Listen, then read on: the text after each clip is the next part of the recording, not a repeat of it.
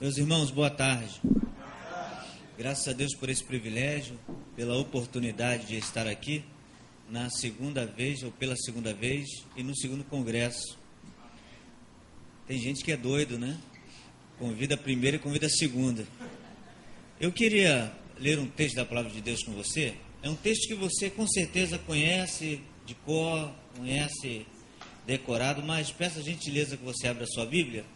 É o livro do profeta Isaías, capítulo 6, versículos de 1 a 9. Profeta Isaías, capítulo 6, versículos de 1 a 9. Acredito que se eu franqueasse a palavra, você falaria isso decoradamente. Mas vamos ter o privilégio e o prazer de ler a palavra de Deus. Você achou? Diz assim a palavra do nosso Deus. No ano em que o rei Uzias morreu, eu vi o Senhor assentado num trono alto e exaltado, e a aba de sua veste enchia o templo. Acima dele estavam serafins, cada um deles tinha 6 asas, com 2 cobriam o rosto, com 2 cobriam os pés, e com 2 voavam. E proclamavam uns aos outros: Santo, Santo, Santo é o Senhor dos exércitos, a terra inteira está cheia da sua glória. Ao som das suas vozes, os batentes das portas tremeram, e o templo ficou cheio de fumaça.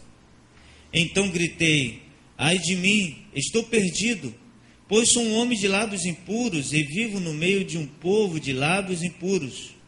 Os meus olhos viram o Rei, o Senhor dos exércitos. Logo um dos serafins voou até mim, trazendo uma brasa viva que havia tirado do altar com uma tenaz. Com ela tocou a minha boca e disse: veja, isto tocou seus lábios. Por isso a sua culpa será removida e o seu pecado será perdoado. Então ouvi a voz do Senhor conclamando: quem enviarei? Quem irá por nós? E eu respondi: eis-me aqui, envia-me. Ele disse: vá, e diga a este povo: estejam sempre ouvindo, mas nunca entendam. Estejam sempre vendo e jamais percebam. Amém? Vamos orar? Ó Deus, eu te agradeço, Senhor, pela leitura da tua palavra e te peço, Senhor, que teu Santo Espírito aplique em nosso coração. Senhor, fala conosco, porque se nós não ouvirmos a tua voz nesse lugar, não terá nenhuma utilidade estarmos aqui, Senhor. Fala conosco, em nome de Jesus, amém e amém, graças a Deus. Pode sentar? Bom, irmão, se eu fazer uma pergunta aqui, é algum pecado se eu descer e ficar aqui embaixo? Não, né? Mais próximo, não? Sei lá, né? Não, precisa não, precisa não. Vai tudo pela revelação. Meus irmãos, eu pedi essa gentileza de ficar mais próximo de vocês, porque me programei e me preparei para que nós tivéssemos aqui quase que uma conversa, né? E às vezes assim o púlpito torna um negócio muito formal, parece que gera uma separação, uma distância, não é verdade? Entre quem está falando e quem está ouvindo. É bem verdade que alguns aqui parecem que estão na aula de matemática, né? Sentaram-se lá atrás, com medo do professor perguntar. Mas se você puder vir mais para próximo, tem alguns escondidos embaixo da galeria, mas o Espírito que revela me guiará na verdade. Deixa eu falar com você rapidamente. Eu tenho o prazer de estar envolvido com missões há alguns anos, graças a Deus. Não é que Deus falou, né? Deus tocou no coração de alguns aqui. Eu me envolvi com missões muito novo mesmo, até por causa da formação da minha família. A minha mãe e meu pai sempre foram voltados ao evangelismo. Não aquelas missões que poeticamente nós imaginamos, aquelas de vai para outro país, mas meu pai e minha mãe sempre foram envolvidos em evangelismo pessoal. Lembro-me que a minha casa, em determinada fase da minha vida, mais parecia uma congregação do que uma casa comum. Se colocássemos uma porta giratória na minha casa, né, ficaria um negócio concorrido, as pessoas iam ouvir, e era tremendo. Minha mãe me arrastava para evangelizar desde pequeno, me arrastava de fato. Ela tinha o costume de pegar camisas brancas e ela mesma escrevia alguns dizeres de cunho evangélico, né, ou de alguma mensagem evangelística. Imagina, minha mãe, a sua formação era o primeiro, hoje conhecemos o primeiro segmento, né? Que era a antiga primeira, quarta série. Imagina como é que ficavam as letras, a concordância. Ela não prestava atenção em nada disso, ela simplesmente escrevia, né? E me levava e me arrastava para pregar o evangelho com ela. Lembro-me que, se ficar cansativo você fala, tá bom? Se ficar chato você não fala não, que eu fico triste. Mas se cansar você fale. Lembro-me que um dia minha mãe me chamou e falou assim, olha, vamos para a igreja. Ora, era de tarde, era um sábado à tarde. Eu falei, na igreja, mãe? Hoje não tem nada na igreja, vamos. E fomos para a igreja. Sabe como é que é? Aquela livre e espontânea vontade, né? Aquela ameaça mortal. Você já foi ameaçado pelo seu pai? A pior ameaça dos pais é a seguinte, em casa a gente conversa, irmão, isso aí já você sabe o que vai acontecer, né? Fomos então para a igreja e chegando lá, minha mãe já estava com a chave da igreja e eu me lembro que ela abriu a salinha de instrumentos, que não eram como os que tem hoje aqui, né? Totalmente modernos e atualizados. Os instrumentos da igreja na minha época de infância era tarol, né? Bumbo, acordeão, que você conhece como sanfona, e triângulo. Era algo tremendo, né? Então, as nossas músicas eram todas em ritmo de marcha. Você pode notar que os hinos da harpa cristã, todos eles são em ritmo de marcha por causa do contexto cultural que foram criados. Então, minha mãe falou assim, pega o bumbo. Eu falei, mãe, pelo amor de Deus, não sei tocar nada, mano, pega o bumbo. Bem, peguei aquele negócio, né, minha mãe está mandando, peguei aquele bagulho, e o bumbo, né, o instrumento, que tinha uma corda, sei lá o nome daquilo, uma alça, alguma coisa que prendia. Eu me lembro que eu era muito pequenininho, sempre fui, você está notando que hoje eu estou alto, mas na época eu era bem pequenininho. E vamos para onde, mãe? Vamos, vem me segue. Eu peguei aquelas duas baquetas, não sei se é bem baquetas, mas... E fomos. Sabe quando minha mãe me levou? Minha mãe me levou para o campeão de jogar futebol. Eu falei, não é possível, não é possível. Tem alguma coisa errada nisso tudo aqui. Minha mãe falou assim, olha, eu vou cantar música, você vai bater o instrumento. Irmãos... Aí eu comecei a imaginar meus colegas, né, chegando. Eu comecei a imaginar meus colegas chegando e eu ali naquela situação, a mim vexatória, né, aparentemente vexatória. Falei, meu Deus, vou morrer aqui. Bora, canta. E ela começou a cantar um hino muito antigo também da harpa, né? Os guerreiros se preparam para... Bate! Aí eu fechei meus olhos, falei, não tem opção, vamos embora. E comecei a bater aquele negócio, só tinha um bumbo, minha mãe cantando com aquela camiseta que ela tinha escrito, que eu nem lembro a mensagem. E eu estou lá de olhos fechados, ela acabou a música, começou a segunda, e eu notei, né, com os olhos fechados, que algumas vozes chegaram e cantavam junto com a minha mãe, e outras pessoas começaram a cantar e foram aumentando o número de vozes. Eu falei, meu, vou ter que abrir o olho. Quando abri o olho, tinha ali os meus colegas, seus pais estavam ali, o campinho que nós jogávamos bola estava cheio mesmo. Eu não sei calcular quantas pessoas, mas tinha muita gente, e eu batendo, minha mãe cantando, e as pessoas cantando também. Quando ela acabou de cantar, ela falou, chega, eu quero falar para vocês de Jesus. Que Jesus salva, transforma e liberta, batiza com o Espírito Santo e leva para o céu. Essa mensagem que hoje é esquecida, sabe? Aquela mensagem que não dá mais ibope, não vende mais DVD. Essa mensagem. E ela então começou a pregar, e eu me recordo que ela fez o apelo. Quem quer aceitar Jesus hoje? Porque se você não aceitar, tu vai para o inferno. Hoje não pode falar nisso. Não. Se falar um negócio desse, irmão, você é totalmente ortodoxo, você é extremista, você é quadrado, você é tudo, menos pregador. Minha mãe falou assim, olha... Senão é para o inferno. Eu me recordo que todos meus coleguinhas foram lá na frente. A maioria deles morrendo de medo. Inferno, o que é isso? Foram lá. Mas você sabia que aqueles meus coleguinhas que aceitaram Jesus naquele dia, 80% deles são pastores, missionários, pregadores através daquele dia. Eu fui criado nesse meio. Está dando para entender? Nesse meio assim, de missões. Preguei muito em trem, irmãos, era tremendo. Pregava no trem, chegava no trem. Eu me recordo que em um determinado dia, hoje em dia não se pode pregar em todos os vagões, porque alguns crentes malucos, né, começaram a passar do limite. Então tem uma lei, existe lugar certo para a pregação, existe lugar certo para o pagode, ou seja, quem é pagodeiro não vai no vagão de crente, quem não quer ouvir não vai, então você agora prega para crente dentro do trem.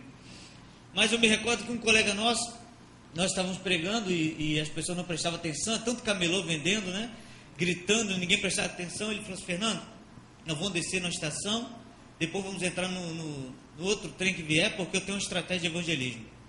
E na época nós usávamos pochete, uma bíblia pequena de bolso, para não assustar o pessoal. Quando veio o segundo trem, abriu-se a porta, meu colega entrou com a mão dentro da pochete e falou assim, quem quer morrer? Tu imagina? Né? Aquele trem que passa por um monte de comunidade, tu imagina? Quem quer morrer? Eu fiquei assustado, falei, meu Deus, se tiver um policial aqui dentro, Não é verdade? E ele gritou, quem quer morrer, levanta a mão. Ninguém levantou a mão e falou assim, então se você não quer morrer, você precisa de Jesus. E começou a pregar o evangelho. Eu achei aquilo demais. Você pode ter achado uma loucura, mas aquilo foi demais. Eu vi gente chorando ali dentro. Pessoas caindo endemoniadas ali dentro daquele... Foi algo tremendo. Eu nasci nesse meio. Glória a Deus por isso. Graças a Deus por isso. Aí me envolvi então com a formação de missionário. Na denominação a qual eu pertencia, tínhamos uma escola missionária, que depois eu vou acabar citando, até por uma questão de formação, eu vou dar alguns dados, né, e vou citá-la. E comecei a me envolver, mas eu tinha no meu coração o desejo de ir para o México. Isso brotou no meu coração. Você não me pergunte por que eu não vou saber te responder. Não fale se foi uma revelação, não surgiu. Então comecei a me preparar para isso. Comecei a estudar a história do país, a história, a cultura. Me formei na língua. Eu sou formado em português e espanhol. E comecei a estudar, preparar para isso. E estava numa escola que enviava muitos missionários. Falei, agora que eu vou, ora, é o caminho que Deus abriu. Comecei a formar pessoas e por falar espanhol, os alunos que vinham da América Latina estudar no Brasil, que o nosso regime era interno, o nosso presidente pediu que eu tomasse conta deles. Então eu recebia eles no aeroporto, fazia o curso com eles e os enviava de volta. E eu acreditava o seguinte, que eu iria, Só que o tempo foi passando, e eu notei que eu não iria para o México. Falei, meu Deus, que mistério é esse? Comecei a cair o semblante, como aconteceu com aqueles homens que queriam reconstruir Jerusalém, lembra? Que o rei falou assim, por que está triste? O que é o teu semblante? Eu falei, também, Jerusalém está destruído, os muros estão caídos, quer que fique alegre? Meu semblante começou a cair, de maneira que o diretor da escola notou e me chamou e falou assim, Fernando, o que está vendo com você? Está triste? Aí eu falei, Deus está tocando, Agora eu vou falar com ele e vai me enviar. Abri meu coração, falei tudo o que estava sentindo, falei, agora Deus vai me mandar. Ele me abraçou e falou assim, meu filho, você não foi chamado para ir, você foi chamado para preparar. Aquilo foi um balde de água fria com prego dentro e ao mesmo tempo, me respondeu muitas coisas.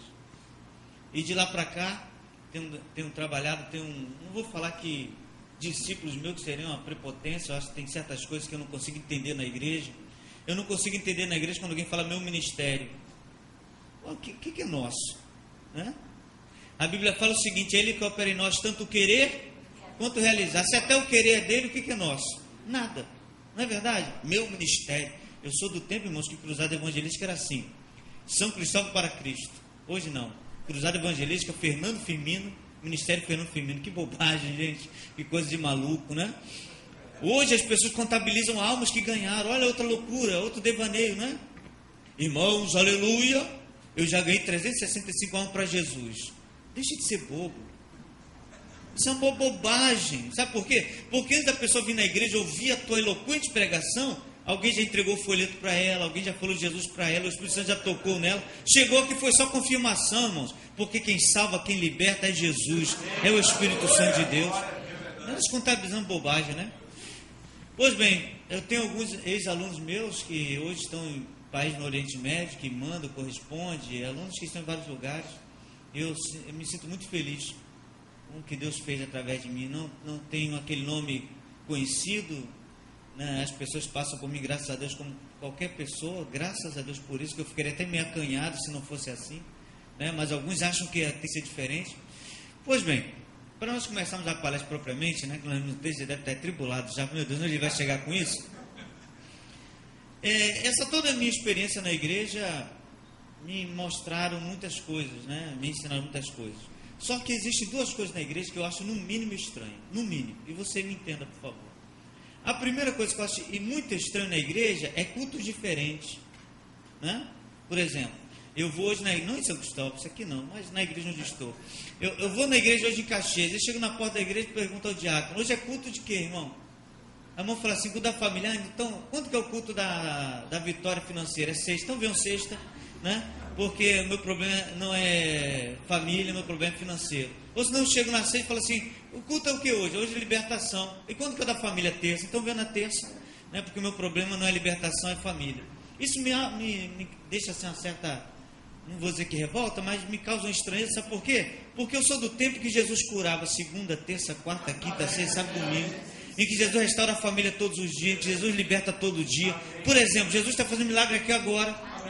Mas pastor, não tem ninguém rodando e quicando, não importa. Né? Enquanto nós estamos aqui, Deus está fazendo maravilhas, Deus está trabalhando na sua casa, na sua vida, Deus está curando, não é verdade? Você acredita nisso? Eu sou desse tempo, glória a Deus. Agora, a outra coisa que me causa um certo pavor na igreja, e agora eu vou falar com muitos detalhes e bem devagarzinho para você não se assustar, é conferência missionária na igreja. Isso é loucura. Congresso de missões na igreja, isso é doideira, irmãos. Culto missionário na igreja, isso é a coisa mais estranha que se pode admitir. Por quê? Porque a igreja foi criada para isso. Você tem que fazer conferência missionária para falar de missões com a igreja que deveria ser missionária, é ou não é loucura? É como você chamar policial para ensinar a você atirar todo dia. Eles têm os cursos, né, de reciclagem, mas ensinar a atirar todo dia. E nós temos cursos para ensinar a igreja o que ela deveria fazer sempre. Aí nós temos escola, academia missionária, que eu acho também um absurdo, apesar de coordená-la. Mas sabe por que isso, irmão? Você sabe por que eu ainda continuo vindo dos congressos? E por falar nisso, semana passada foi feita a 3ª conferência missionária na igreja onde eu estou. E você sabe por que nós fazemos? Porque é necessário. Infelizmente é necessário. Me entenda quando falo infelizmente. Infelizmente é necessário fazer isso. Sabe por quê? Porque muitas pessoas que estão na igreja nem sequer sabem o que é missões. Nem sequer sabem o que é a importância de entendermos a razão da nossa fé. Não é verdade? Ninguém desviou? Não ficou triste, não? Então, vamos lá. Vamos imaginar. Aí eu fiquei pensando, meu Deus, por que essas coisas acontecem, né? Por que a igreja fugiu tanto daquilo para o qual ela foi chamada? Por que estamos tão distantes? Irmãos, aleluia, vamos no congresso de missões. Eu estava falando com o pastor, com os pastores de fato, né? O pastor Alexandre e o pastor Paulo, que determinado dia ligaram para mim e falaram assim: pastor, quero convidar o irmão a pregar no congresso missionário, aleluia, glória a Deus. Aquele congresso que enche a igreja, todo mundo conhece. Aí eu, como tenho uma amizade com o pastor, me convidou, eu perguntei: pastor, quem vai pregar? Ele citou nomes, né? Que não cabe a mim falar aqui. Aí eu falei: pastor, não vou. Por que você não vai? Eu falei: pastor, porque eu só falo de missões. Esses pastores são tão conhecidos que eles vão pregar uma mensagem como se pregasse na igreja dele domingo à noite. Não vou falar nada de missões. Aí eu vou falar de missões, eu vou ser o pastor mais fraco de tudo, o mais chato e o mais ranzinza. Então, melhor não ir. Porque hoje em dia, congresso de missões tornaram-se mais aquele amontoado de pessoas, onde se vende DVD, onde se vende tantas coisas, e pouco se fala de missões. Não é? Meio essas perguntas, está dando para ir? Está ficando cansativo, não? Não? Em meio essas perguntas, eu fiquei pensando: Deus, por que isso acontece? Aí eu lembrei desse texto que nós lemos, que é o profeta Isaías, capítulo 6, né? O profeta Isaías, se você notar, você já deve ter ouvido falar isso, deve ter até pregado sobre isso, que do capítulo 1 ao capítulo 5, Isaías é o profeta do ai você, né? Ele acusa todo mundo. Ele acusa o sacerdote, acusa a levita, acusa a rei, todo mundo, ai de você, ai de você. No capítulo 6, que nós lemos, ele fala: ai de mim, né? Muda. Alguma coisa aconteceu. Tem crente que até hoje é assim, só aponta para os outros, menos para ele, né? Os outros sempre são piores, nunca fazem nada, mas ele faz tudo. Eu me recordo quando uma irmã lá na igreja falou para mim assim: pastor, tem uma reclamação, uma crítica contra a igreja. Por favor, irmão, faça. Toda crítica é bem-vinda.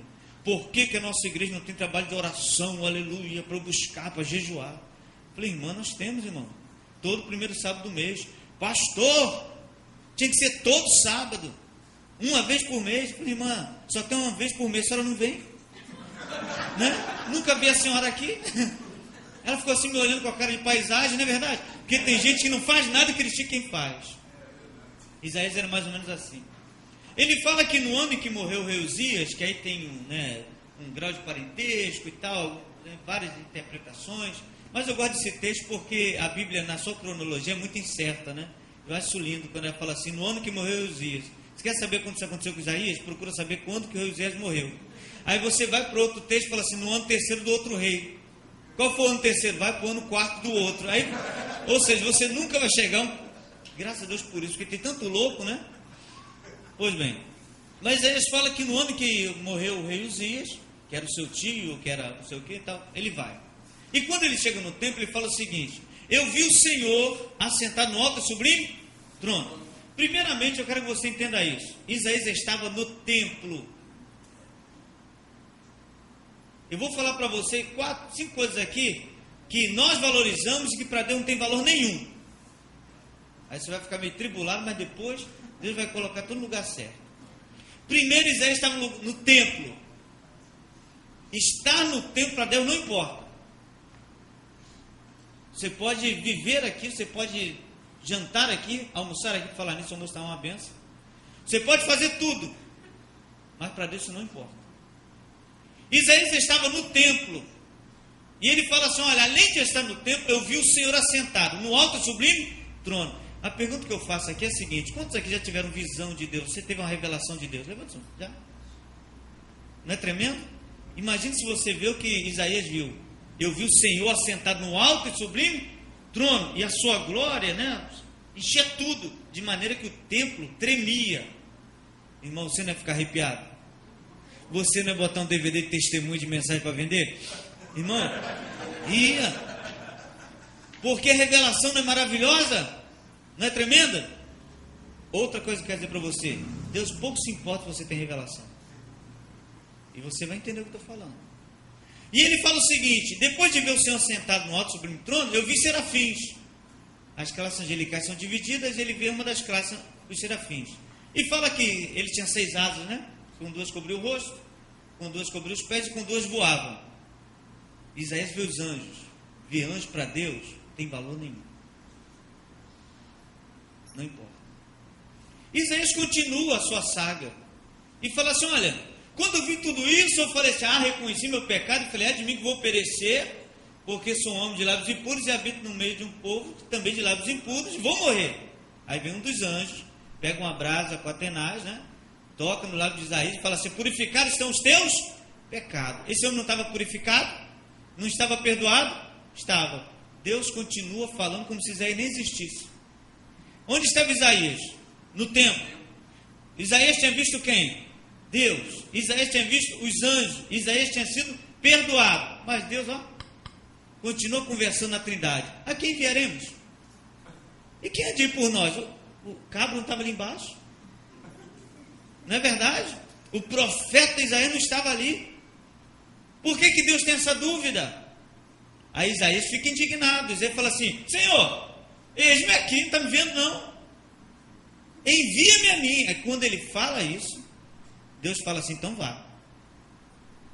Para fazer obra missionária, irmãos, ou para fazer a obra de Deus, vamos até qualificar desta forma, para ficar um negócio assim mais enxuto, não é necessário somente estar no templo, irmãos. Todos os dias. Isso aqui é um lugar de comunhão entre nós. Isso aqui é um lugar onde nós somos doutrinados e direcionados, mas o nosso ministério é lá fora. Tem pessoas que estão tão acomodadas com essa cadeirinha bonita aqui, ó, e é bonita, confortável, o ar-condicionado está gelando. O cearense igual a mim está sofrendo aqui. Mas é muito bom, é verdade, mas o nosso servir a Deus não é aqui. Você consegue compreender isso? Aí vocês falam assim, olha, eu vi o Senhor sentado. Irmãos, pode ter visão, pode ser aquele profeta do fogo, pode ver anjo, porque hoje em dia na igreja é assim, né? Em algumas igrejas. Falar nisso, algum tempo atrás eu passei em determinado bairro que eu ia pregar numa igreja, aí vi uma igreja pequena, com uma faixa assim maior que a igreja lá de fora. Estava escrito assim, sexta-feira dia tal, dia do lançamento do livro da Bola de Fogo. Eu falei, Jesus, eu nem sabia que a Bola de Fogo existia, quando mesmo que ela escrevia livro, né? Aí lá você vê anjo, você vê tudo. Você chega nas igrejas e fala assim, tem um anjo aqui, irmãos, se prepara para o culto para acabar meia-noite. Porque quando o anjo está, meu irmão, o reboliço, o movimento é tremendo. Aí você fala, Jesus está aqui. Uma irmã desavisada lá atrás, aleluia. Porque ela não ouviu. É verdade. Ela não entendeu o que o pastor falou. Ela, aleluia. Nós estamos pensando em anjo. Os anjos são nossos conservos. Não são para ser adorados nem idolatrados. Os anjos, irmãos, não são benfeitores na nossa vida. Quem nos abençoa é Deus. Quem nos abençoa é Jesus. Os anjos são somente enviados dele. Porque hoje tem todo tipo de anjo, né? Você conhece o anjo garçom? Não? O anjo garçom, estou vendo um anjo com uma bandeja, né? Tem um anjo turista, vejo um anjo passeando no meio de vocês. Coitado do anjo, tanta coisa de fazer. O anjo está passeando. Vai-se para lá. O irmão gostou aqui, ó. Isaías fala que viu tudo isso e fala o seguinte: olha, eu fui até perdoado. Eu fui até perdoado. Eu não estava perdoado? Quem falou isso para ele? Foi o anjo? Agora, já que foi tocado em você essa brasa, você está o quê? Perdoado. Não é bom estar perdoado? Você é salvo? Você é liberto? Jesus te salvou? Isso não é bom? Mas não é suficiente. Só termos isso, entendermos isso não é suficiente. Isaías continua lá como nós estamos até hoje, sendo mais um no tempo. Aí Deus fala assim: a quem enviarei? Isaías então falou: eis-me aqui, envia-me. Para mudar essa concepção de missões na nossa vida, nós temos que nos prontificar. Nós temos que abrir a nossa boca e falar: Senhor, eis-me aqui, envia-me a mim. Mas nós, de fato, quando falo nós, por favor, eu não estou me dirigindo a ninguém especificamente, falo a igreja de modo geral, nós estamos mais acomodados com o conforto que nós temos. Já dá para você entender? Quantos de nós aqui já falamos para Deus: eis-me aqui, envia-me a mim? Já? Deixa eu contar para você algo importante. Eu acho que ele falou que até 7 da noite no tempo. É 7, não sei, 8 horas. Meia-noite. Se o anjo vier até 1 hora da manhã. Vamos lá. Eu com 20 anos de idade, eu era chefe de escritório de uma empresa multinacional. A filial do Rio de Janeiro eu era responsável 20 anos. Não sei o que Deus viu em mim, mas Ele me deu assim certa graça, né? Eu terminei meu ensino médio com 14 anos. Aí antecipei algumas coisas. Resumindo a história, eu era chefe de escritório de uma empresa de engenharia. Nós tínhamos como cliente a antiga CBTU, não sei se você lembra. Tínhamos a Bayer do Brasil, em Belfort Roxo. Tínhamos a Reduc, né? Então nós fazíamos muitas obras públicas. Então nós tínhamos aqui no Rio de Janeiro como funcionário, bastante funcionário. Tínhamos advogado, tínhamos não só advogado, tínhamos engenheiro, tinha todo o grupo, né? Arquitetos. E o diretor da empresa, que a nossa sede no Brasil ficava em Belo Horizonte, ele então passou para mim toda a administração daquilo, tudo. E eu achava e acreditava que aquela empresa seria o auge da minha vida no que se refere à vida profissional. E fiquei muito animado, confesso. Eu tinha toda a regalia de um chefe de escritório com toda a experiência imaginável, né? Eu ia para o meu escritório todos os dias de táxi. Então você tinha ideia do como é que eu me sentia glamuroso, imagina o negócio. Aqui está tudo bem. Determinado dia, chegando no escritório, os empregados estavam todos lá, inclusive os que deveriam estar no campo de obra, né?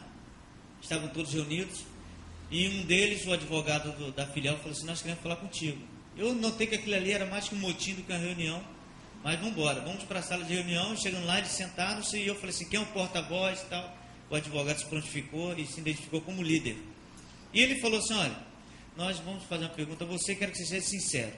Bom, nós estamos sabendo aí que a empresa vai fechar a filial no Rio de Janeiro e queria saber se é verdade. Eu falei assim: como fechar a filial no Rio de Janeiro? Nós pegamos mais obras. Na época, não lembro quanto, mas nós devíamos ter em média 24 obras estatais, imagina o recurso que entrava. Então, como vocês estão falando que vai fechar? Não, porque o doutor Márcio, que era o presidente, não vem mais aqui, nunca mais o vimos mais aqui e tal, falou um monte de coisa, né? Na realidade, eles estavam questionando a ausência do presidente no Rio de Janeiro. Eu fui na minha salinha, peguei na gaveta uma procuração que o doutor Márcio tinha me dado e li para eles, né? Na procuração estava assim: me dando direito a admitir, demitir, abrir conta bancária, fechar conta bancária, aceitar ou recusar a obra pública, tudo sem imaginar. Eu tinha autorização, inclusive mudar o endereço da filial no Rio, com 20 anos de idade. E eu li para eles e falei assim: olha, eu, doutor Márcio, nós nos comunicamos toda semana, tudo que acontece aqui eles sabem, justifiquei, eles saíram mais ou menos que satisfeitos da reunião. Só que quando eles saíram, eu fiquei meio assustado com aquilo.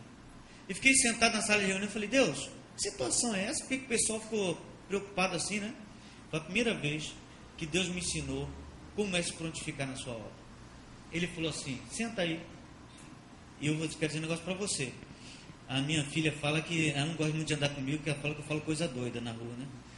Teve um determinado dia que eu parei no posto de gasolina, o rapaz veio, posso jogar água no vidro do seu carro? No posto de gasolina. Aí eu arrei a janela e falei assim, pode sim, mas me responde a pergunta. E, pode falar, por que você saiu da igreja? O rapaz ficou assim me olhando. Como é que o senhor sabe? Eu falei, por que saiu da igreja? Comecei a pregar para ele. A minha filha fala que não gosta de andar muito comigo, que fala umas coisas loucas assim, sabe? Eu falo com quem não conheço, né? Tem hora que eu paro assim, Deus, o que foi? Aí minha filha para e fala, ai, Jesus, vamos voltar, né? Tadinho. Nesse dia eu ouvi como Deus falou comigo assim, senta que eu quero falar contigo. Eu sentei, ele falou assim, tá vendo, Fernando? O doutor Márcio não conhece o seu coração, não sabe o que está na sua mente, mas ele fez uma procuração da empresa dele e deu para você. Eu te gerei, eu te fiz, eu te comprei, eu te salvei e você não faz uma procuração da sua vida mesmo. Irmãos, eu caí com o joelho ali mesmo e falei, Senhor, a minha vida é tua, seja feita a tua vontade. E fiz uma procuração, não virtual, mas espiritual a Deus da minha vida. 6 meses depois, nem mais nem menos, eu fui demitido da empresa. Minha vida mudou e virou de ponta cabeça. Aquilo que eu achava que eu estava no lugar certo já não estava mais. Mas hoje eu tenho certeza que eu estou no lugar que Deus quer para a minha vida, que é fazer a sua obra. Eu queria pedir a você, antes de eu continuar, que você fizesse essa procuração. Você está disposto a isso?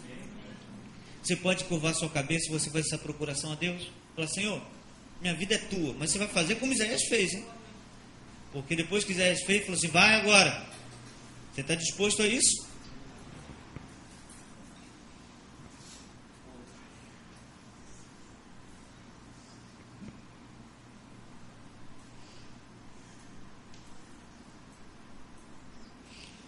Senhor, entregamos nossa vida em Tuas mãos, Senhor.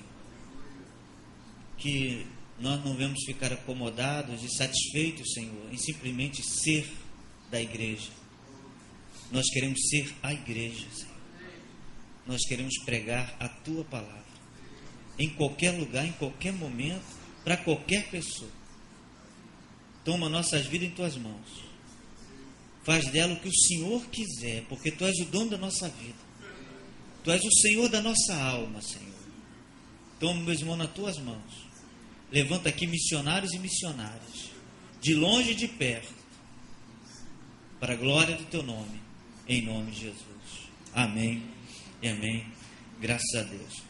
Eu trouxe para vocês algumas apresentações de PowerPoint para nós falarmos um pouquinho sobre por que a Igreja de Cristo hoje, dentro do mundo missiológico, né, dentro do contexto de missões, ela anda assim, não vou dizer que parada, que seria uma bobagem eu falar isso, sabe por quê? Porque Deus sempre tem os seus 7 mil, não é verdade? Então não está parada, mas não está como nós queríamos que estivesse.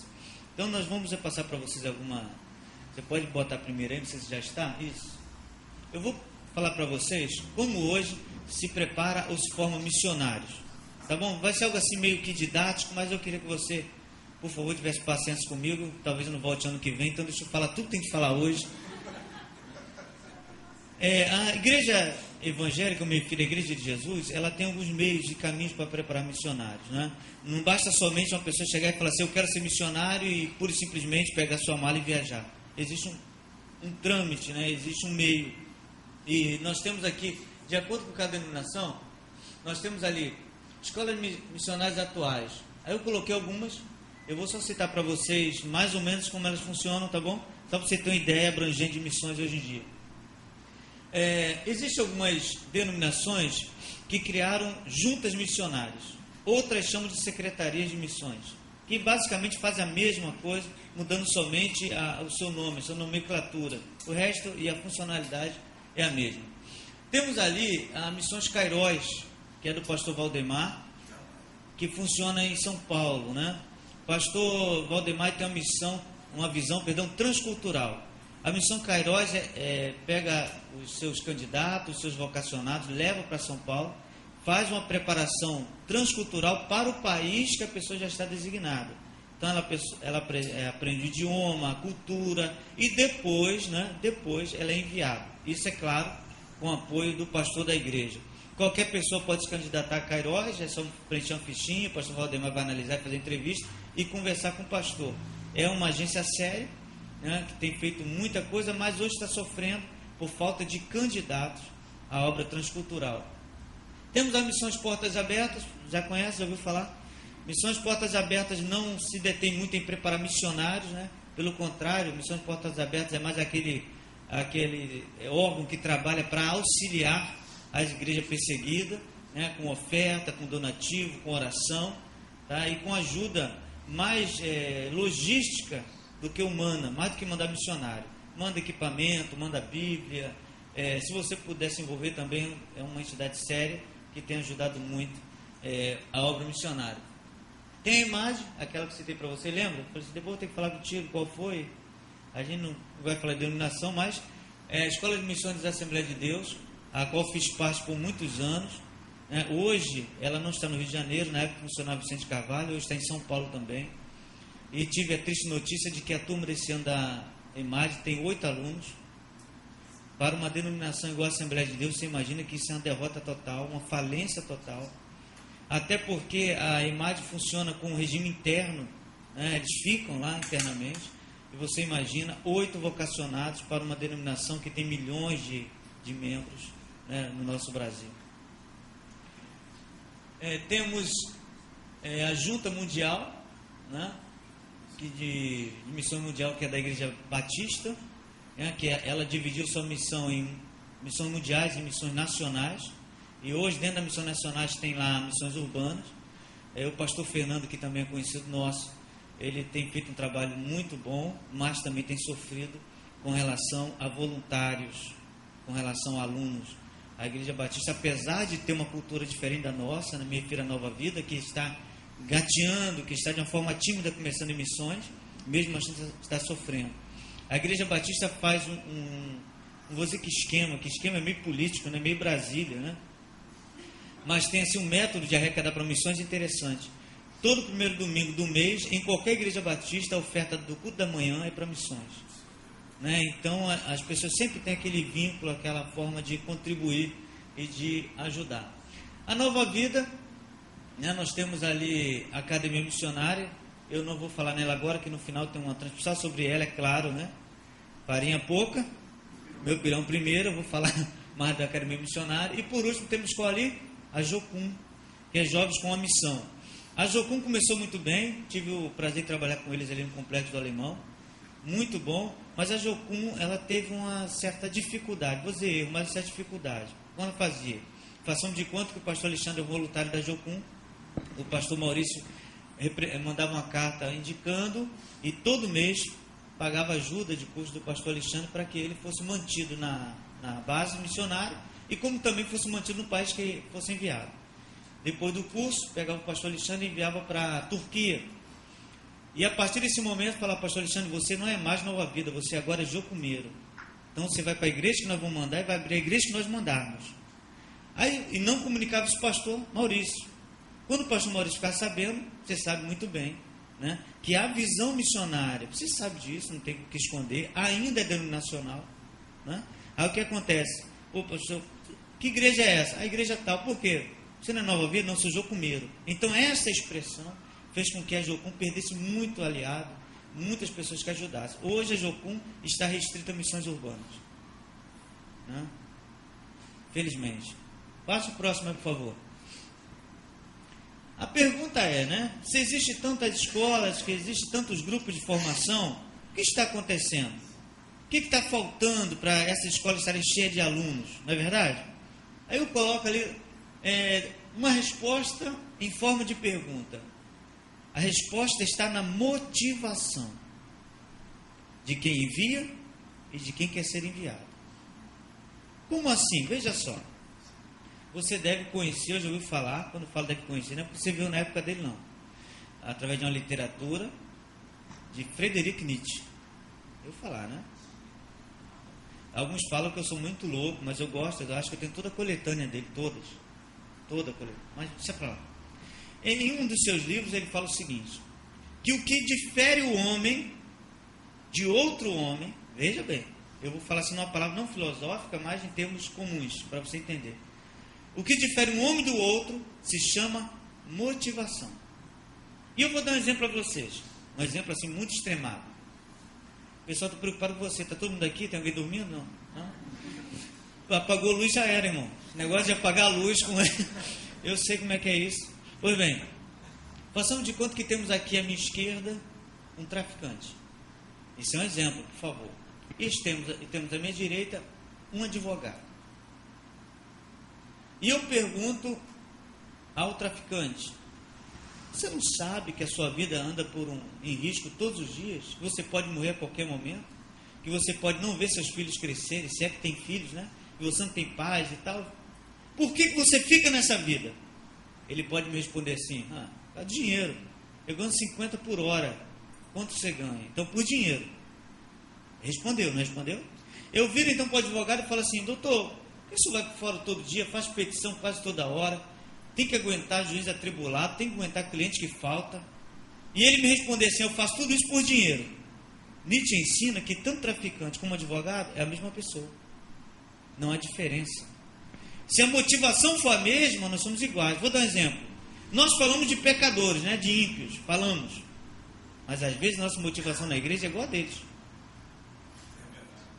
Então, se a nossa motivação é igual a de ímpio, nós somos ímpios. Está dando para entender? Palavra dura, né? Então, o que acontece? Algumas pessoas hoje vêm para a igreja para ganhar casa própria, né? Irmão, vai na Caixa Econômica, pega uma carta de crédito. Verdade, irmão.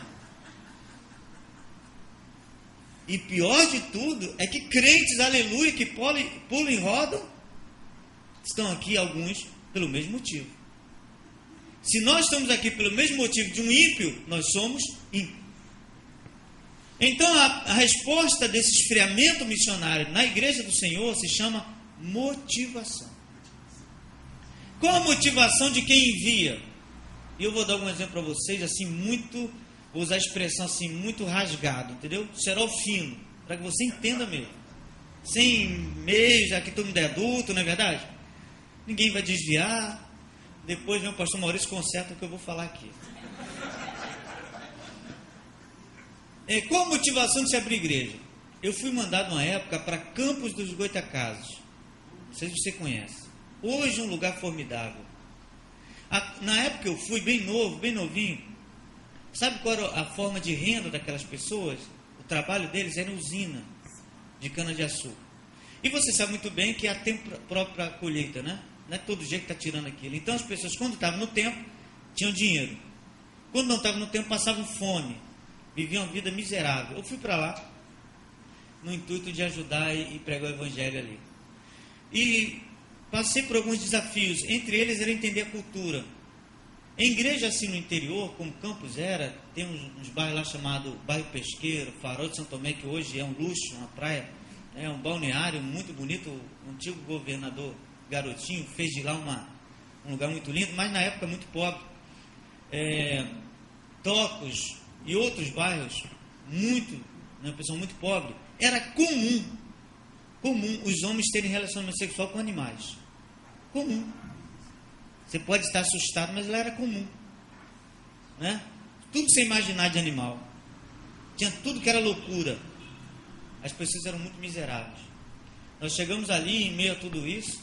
O pessoal sofredor, nós ajudamos, nós oramos, nós trabalhamos. A igreja começou a tomar forma. Não tinha como as pessoas se locomoverem em todas as reuniões por causa da distância. As pessoas, quando tinham posse, eram bicicleta. Então, e mesmo assim era distante. Então, o que nós começamos a fazer? Começamos a abrir polos, núcleos. Nós somos núcleo de vida, na época eu chamava de ponto de pregação em algumas regiões. Mesmo assim, não ficou satisfatório. Por quê? Porque as pessoas, eu não tinha mão de obra. Me entenda bem quando eu falo mão de obra. Eu não tinha pessoal para me ajudar, para estar pregando. Então, eu tinha que estar me locomovendo, de maneira que eu comecei a me tornar ineficiente porque eu não atendia todo mundo. Então, vamos fazer alguma coisa? Vamos fazer o quê? Vamos comprar um ônibus na igreja de miserável, imagina, vamos comprar um ônibus. Quando eu falei isso, um dos irmãos antigos que estava comigo lá na pequena sede, lá em Goitacazes, que tem Campos do Goitacazes, que é a cidade, e tem um bairro chamado Goitacazes. Em Goitacazes, falei, um irmão que estava comigo falou assim: o senhor é maluco? O senhor tem ideia do que o senhor está falando? Eu falei: tenho. Não, isso para a gente aqui é algo sobrenatural, isso não vai acontecer. Eu falei: pronto, Agora, em cima da sua palavra que eu vou fazer a campanha. Por quê? Porque o meu Deus é Deus das coisas sobrenaturais. Agora que vem. Fizemos a campanha, passado um tempo, nós tínhamos um ônibus que percorria as cidades e os bairros trazendo os irmãos para a igreja. Tínhamos uma picape para ajudar na obra e tínhamos uma Kombi. Todo mundo pobre, irmãos, mas eu, né? Tadinho de mim. Não tinha como eu mandar dinheiro para a sede, irmão. Não sobrava. Você sabe o que eu fazia com o dinheiro? Eu dava cesta básica, eu ajudava os irmãos. Construía casa para os irmãos. Eu fui na casa de um irmão, que o irmão morava no campo 3x3. Ele tinha 3 filhos pequenos, de maneira que não tinha tempo para ficar com sua esposa e nem privacidade para isso. Aquela miséria toda, eu cheguei lá e falei para o irmão da minha igreja, vamos construir 2 cômodos para o irmão, é assim que eu vivia. Assim que eu trabalhava, eu não tinha oferta da igreja. Confesso para você que eu vivia e me mantinha pelo que a própria igreja me dava a nível de mantimento. E eu não mandava igreja para sede, dinheiro para sede. Mandaram um convite, vem para a reunião de obreiros. Voltei para a reunião de obreiros, animado, dando aquele relatório. Nós estávamos lá com cerca de 600 pessoas congregando. Está aqui, pastor, dei relatório, temos isso, temos aquilo. O pastor falou assim, eu chamei você aqui para te avisar que nós vamos fechar a igreja em Campos. Falei, por quê, pastor? Porque não tem lucro. Foi a palavra que eu recebi. Não tem lucro. Se não tem lucro, é melhor fechar. Motivação para enviar. Tem pessoas que estão enviando obreiros querendo retorno financeiro. Tem pessoas enviando missionários querendo saber quanto que o missionário vai mandar para a igreja sede, entendeu? Aí quando a motivação é essa, irmão, não dá certo. Porque a motivação tem que ser a certa. E outra motivação de quem? É enviado. Você já viu na Bíblia Sagrada? Claro que já viu, pergunta tola. A sucessão de Moisés, você já viu? Aquilo é interessante, eu acho lindo esse texto. Josué capítulo 1, né? Quase acabando, né, pastor? Não? Até meia-noite. Veja só. Deus chama Josué, eu acho lindo esse texto, primeiro que sabe da biografia de Josué. Já viu a biografia de Josué? É menor que a sua. Josué, filho de Num, só. Acho tremendo, gente, né? Nós estamos tão preocupados em ter certificados e cursos, não é verdade? Hoje em dia na igreja, né? Não é mais pastor, não, é psicólogo, PhD, PT, PDT, PSDB. É tudo, né? O currículo está acima de tudo de todos, né? Deus chama Josué o currículo do homem. Josué, filho de Num. Né? Diz assim a Bíblia, né? E o Senhor falou que Josué é filho de Num. E eu acho engraçado que Deus, a forma que Deus sucede Moisés é muito interessante. Deus põe Josué no lugar dele. Nada. Eu acho lindo isso. Depois eu vou fazer uma dinâmica com você aqui. Deus fala assim, Josué, meu servo Moisés morreu, agora eu falo contigo. O que Deus está dizendo? Que se ele tivesse vivo, eu nunca ia falar contigo. Concorda comigo? Concorda comigo? O homem era tão limitado. Olha, Moisés morreu, agora eu falo contigo. Deus, de verdade, Deus não estava desqualificando Josué, estava nos ensinando alguma coisa, né? Primeiro, está ensinando que ele obedece a hierarquia. Ele instituiu a hierarquia e ele obedece. Se Moisés estivesse vivo, Deus falar com Moisés, para Moisés falar com Josué. Hoje tem muita gente que fala, não, Deus me deu uma visão que o pastor não tem. Isso não é visão de Deus, não, é do inferno. Porque se você não obedece a hierarquia, você não é crente, você é rebelde. Porque ele falou com Josué. Né? Aí eu acho tremendo isso. Aí ele fala assim, Josué, e eu vou levantar você para você pegar esse povo e levar para a terra que eu prometi, Josué. Aí Josué, como qualquer mortal, né, não deveria fazer, ele treme, ele se assusta. Aí Deus dá para ele alguns recados, né, algumas condições para que ele fosse abençoado. Ele fala assim, olha, não te desvie da palavra, nem para a direita nem para a esquerda, medita nela de noite. Você conhece esse texto. Mas tem uma frase que na versão corrigida, que você não deve ler, hoje em dia você é tudo NVI, ou Ctrl-V, Ctrl-C, né, ou não sei o quê.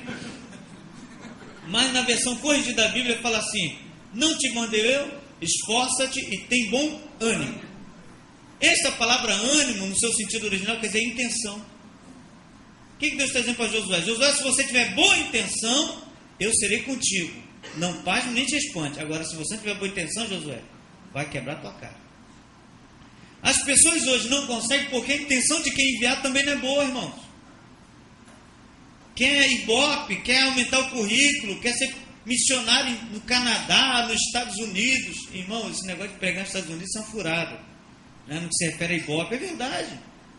Não, só para trazer e ter aquele currículo, a intenção de ganhar dinheiro, porque oferta, irmãos, dá dinheiro.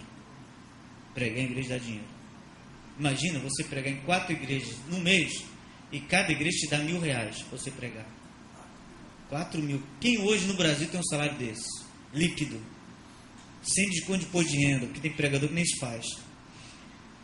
Vamos, deixa para lá. Quando as pessoas estão intencionadas ou mal intencionadas, a obra não vai, não adianta. Qual a intenção de fazer missões, irmãos? Os outros, não você. A intenção de quem faz missões é o outro, não você. Quando você acha que é a intenção e que você é o centro de tudo, você está falido. Mas quando você acredita que é o outro, aí vai dar certo. Certo? Vamos para a próxima aqui, senão não vai dar tempo. Estou falando demais. Desenho interessante que eu coloquei ali, né? Eu quero fazer a comparação com vocês entre hoje os missionários, que nós conhecemos missionários, e os jesuítas. Sabe que o jesuíta era um grupo de missionários da antiga igreja católica, né? Que tinha como intenção não salvar pessoas, mas convertê-las ao catolicismo. É diferente. Salvar e converter a religião é totalmente diferente. Certo? Veja só, a mesma estratégia que eles usavam, nós estamos usando. E o mesmo erro que eles cometeram, nós estamos cometendo. Vamos lá, próximo, por favor. Quais eram os objetivos dos jesuítas? Primeiro, levar o catolicismo para regiões recém-descobertas. Descobrir-se uma nova região, um novo país, um novo lugar, e os jesuítas para lá para pregar o evangelho, para já conquistarem aquela região, aquela terra. Catequizar os índios americanos, transmitindo-lhes a língua portuguesa e espanhola, os costumes europeus e a religião católica. Qual era o objetivo? Não só levar a palavra de Deus, se é que eu posso falar isso, mas eles queriam levar a cultura. Imagina trazer a cultura europeia para a América Latina, sei quantos anos atrás. Eles queriam levar a cultura. Tem hoje muitos missionários que querem levar não o evangelho, não Jesus, mas querem levar a cultura evangélica que eles têm. Por isso que há muitos anos atrás, aqui no norte do nosso Brasil, no Amazonas, a FUNAI bloqueou o acesso de missionários. Sabe por quê? Porque uns missionários malucos, tem um monte de missionário louco, muitos que nem 22 aí, foram para lá e levaram um monte de doação de roupa. E começaram a pregar o evangelho. Os índios aceitaram Jesus. Aceitaram? Agora você tem que mudar. Como? Você não pode mais andar como você anda. Você tem que botar um paletó. Aleluia. Se tiver um paletó, você vai para o inferno. Então os índios começaram a botar uma calça preta, uma blusa vermelha, um paletó laranja, porque era doação, e uma gravata, né? Aquela que fica assim, já viu? Quadrada, vem aqui. E os índios começaram a botar essa roupa porque acreditavam que tinha que fazer isso. Sabe o que aconteceu? Foi a época que mais houve suicídio no Amazonas, porque eles perderam a sua cultura, e perdendo a sua cultura eles começaram a se perder e começaram a se matar. Aí o que aconteceu? A FUNAI foi lá e proibiu a pregação do evangelho, porque muitos não levam Jesus, querem levar cultura. Aí se arrebenta, aí já era. Vamos lá, continuando. Difundir o catolicismo na Índia, China e África, evitando o avanço do protestantismo nestas regiões. Tem alguma coisa semelhante com a gente? Tem, irmãos. Nós estamos todos voltando, não que eu acho que não deva fazer, mas a intenção tem que ser correta. Nos voltando para a Agenda 10 por 40, né? Que é aquela finalzinha ali da Europa e a parte oriental. Qual o objetivo de mandar missionário para lá? Nós temos que parar com o crescimento dos muçulmanos. Isso não é intenção para se pregar o evangelho, irmãos. Nós não estamos disputando nada. Nós não estamos concorrendo com ninguém. Os jesuítas faziam isso, porque eles disputavam.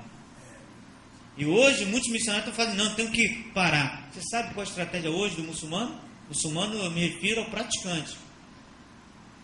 Pessoal, eu estou preocupado com você, eu estou falando demais aqui, daqui a pouco você vai embora. Veja só. Existe uma grande diferença entre país muçulmano e Estado muçulmano. O país muçulmano é aquele que professa a religião muçulmana, né? O maior percentual de habitantes do país é de religião muçulmana. Esse é um país muçulmano. O Estado muçulmano é quando o governo, as leis do país giram em torno das leis muçulmanas. Ou seja, Quando você vai pregar o evangelho em um estado muçulmano, isso não é pecado, é crime. Por quê? Porque está infringindo a lei do país. Quando você prega o evangelho em um país muçulmano, você não está cometendo crime, você está cometendo um pecado, que é você tirar a pessoa de uma religião para outra. Mas num país que é de estado muçulmano, você pode ser preso, porque é crime, inclusive pode até morrer. Então as pessoas estão querendo, sabe o que o muçulmano criou hoje? A seguinte estratégia: toda mulher que é muçulmana na prática da sua religião tem que ter no mínimo 8 filhos, homens, para que esses 8 filhos sejam mandados para as escolas, para as mesquitas muçulmanas. 8. Por quê? Porque esses 8 homens serão missionários. O restante pode ficar com ela. Então, irmão, se nós formos criar um evangelismo de luta, de embate, nós temos que falar para as irmãs: irmãs, crescer e multiplicar, encher a terra, porque o restante é com a gente. Construir e desenvolver escolas católicas em diversas regiões do mundo. Você já ouviu falar assim, vamos no hospital Santa Casa de Misericórdia? Já viu? Vamos na escola Santo não sei o quê? Isso era um método que tinha. Eles começaram a criar hospitais e escolas. Para quê? Para que dentro do hospital, dentro da escola, as pessoas fossem influenciadas, né, pela nova religião. Vamos continuar aqui, eu não vou determinar isso. Vamos ver como Jesus preparava os seus missionários. Vamos aprender com o mestre. Primeiro, Jesus preparava o seguinte: ele evangelizava e ensinava. Que evangelizar era o ensino e a missão principal. Era evangelizar. A missão principal, irmãos, não é brigar. Fala para o seu irmão aí, nossa missão não é brigar. Pode falar? Você sabe uma das coisas, irmãos, que mais me dá vontade de ir para o céu? A alegria de ir para o céu? É porque o céu não tem púlpito. Eu fico feliz. Porque todo lugar que tem púlpito, tem cargos, tem departamento tem briga. A nossa missão não é brigar, é evangelizar. E Jesus ensinava isso para os seus discípulos. Segundo, Jesus ensinava e evangelizava o quê? Respeitando as características pessoais e a cultura local. Em nenhum momento Jesus chegou para ninguém e falou assim: você está errado. Não, ele respeitava, ele entendia a cultura. Depois, eu estou assim rapidinho porque ainda tem outro mistério ainda. Acreditava e investia nos nativos. Hoje em dia, como se fazem missões? Pelo menos até 8 anos atrás. Pegava-se um missionário brasileiro lá do interior do Nordeste, preparava um homem e mandava para o Irã. Imagina o nordestino no Irã. Ele sofria muito, voltava divorciado, voltava desviado, voltava tudo, menos crente. Aí então entenderam o seguinte, que era melhor pegar o iraniano, trazer para o Brasil, prepará-lo e depois mandá-lo de volta. Aí começou a melhorar. Jesus fazia isso. Vou dar um exemplo para você. Quando Jesus pega um nativo e usa para pregar o Evangelho. Evangelho de João capítulo 4. Você sabe muito bem que havia uma dissensão entre os samaritanos e os judeus. Eu não vou contar a história hoje dos samaritanos, você sabe disso. Não é verdade? Então vamos ser rápidos. Mas João fala o seguinte: Jesus estava indo da região tal para outra, e ele fala assim, era necessário passar por Samaria. Alguns acreditam que era somente, aí espiritualizam, né? Eu acho legal isso, que o pastor sempre espiritualiza. O pastor, quando fala, é o pregador. Era necessário porque onde tem contenda, Jesus tem que passar, aleluia. Era necessário porque onde há divisão, Jesus tem que passar, glória a Deus. Era necessário porque onde há pobreza, Jesus tem que passar, e quando ele passa, aleluia, o pessoal vai no delírio. Mas na realidade, se você ler o texto, né, diretamente, você vai ver que Jesus estava com pressa, ele estava fugindo de uma região, fugindo, havia um alvoroço, ele tinha que fugir, e para ele sair dali rápido, para chegar a outra região, era necessário que ele passasse por ali, era o caminho mais curto. Ele poderia dar a volta, mas ele passa por ali. Quando ele chega em Samaria, na região da Samaria, ele encontra uma mulher, e a mulher, veja só, como é que Jesus usa o nativo, a mulher está pegando água, e por falar nisso, na época antiga, né, na cultura ali, as mulheres faziam o serviço pesado. E eu acho que deve voltar isso. Porque se está na Bíblia, é o certo. Não é não? Ué, está na Bíblia, irmão. Não acredita na Bíblia?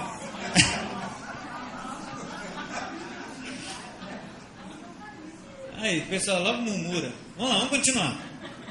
Aquela mulher estava pegando água naquele poço, ela tinha que pegar água todo dia. Jesus chega perto dela e fala assim: mulher, dá-me de beber. A mulher olhou para Jesus, a roupa, a forma. Falou: você é maluco? Você é doido? Você não sabe o que nós nos falamos? Aí ele fala assim: mulher, se tu soubesse que a gente pede água, você me daria, eu te daria água, você nunca mais teria sede. A mulher: opa, tem que vir aqui todo dia. Se eu beber dessa água, eu vou ter mais sede, não tem que vir aqui logo. Não é verdade? Meu trabalho vai ser amenizado. Me dá dessa água logo. Me dá dessa água aí. Aí Jesus fala assim: vai, conta pro teu marido. Ah, você não tem marido? Claro que não tem, né? É meio rodadinha. Teve 5 que está contigo, não é teu e tal. Ih, já sei que tu é profeta. Tu é profeta. Aí ela então escuta e nota que Jesus é profeta e pergunta assim: Senhor, me ensina o seguinte.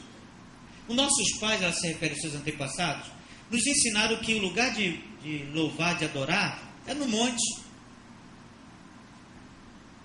E lá que é o lugar certo. Agora vocês falam que é em Jerusalém. Me ensina onde é o lugar certo.